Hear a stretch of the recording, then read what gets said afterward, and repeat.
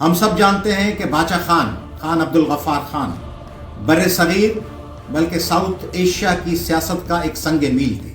جس طرح Nelson Mandela تھے، اسی طرح خان غفار خان بر صغیر اور دنیا بھر کے لوگوں کے لیے ایک ایسی عظیم شخصیت تھے.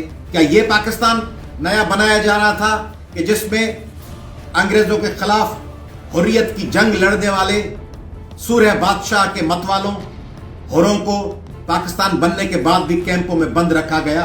رسول بخش پلیجو، جی ایم سید، ولی خان، بغوث بخش بزنجو، عطا اللہ مینگل، خیر بخش مری، وہ تمام لوگ اس پاکستان میں بھی جیلوں میں رہے.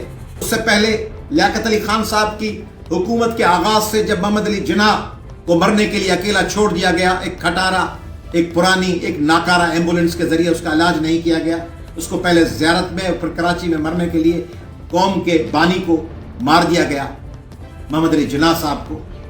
اس سمت کا آغاز کیا گیا کہ پاکستان کو کیا بنانا ہے. بنگالیوں کو 5 فٹا اور 4 فٹا کہا گیا، ان کی توہین کی گئی. یہ مچھلی کھانے والے، یہ 4 فٹ قد والے لوگ یہ کیا حکومت کریں گے؟ تو خان غفار خان کی قوم کو ان کی پیٹھ تھپک کے ان کو کہہ دیا گیا یہ غیور پختون ہے، ہتھیار ان کی عزت ہے، یہ لڑیں گے، یہ مریں گے، ماریں گے. کیوں نہیں کہا گیا کہ پختون پڑھیں گے؟ آج اگر باچا خان ہوتے تو کیا وہ چاہتے کہ سندھ کا دارالحکومت کراچی سندھیوں سے چھین لیا جائے؟ تو کیا سندھ کا دارالحکومت اور سندھ کے شہر الیگل امیگرنٹ سے بھرنے چاہیے؟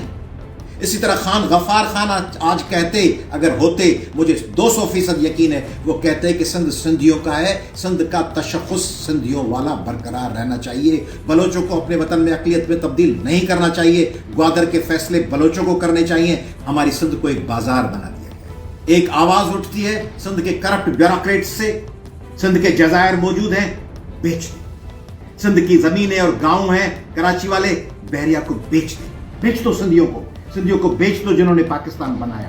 72 ہور دے بدلے گزارا اک تے کر گھنسوں، 71 ہور دے بدلے اساں کو رج کے روٹی. بلوچستان کے اور سندھ کے لوگوں کے لیے اور کے پی کے لوگوں کے لیے فقط مسنگ پرسنس ہیں، ان کے بچوں کی لاشیں ہیں، گرفتاریاں ہیں، بھوک ہے، افلاس ہے. یہ ہے پاکستان کا مستقبل.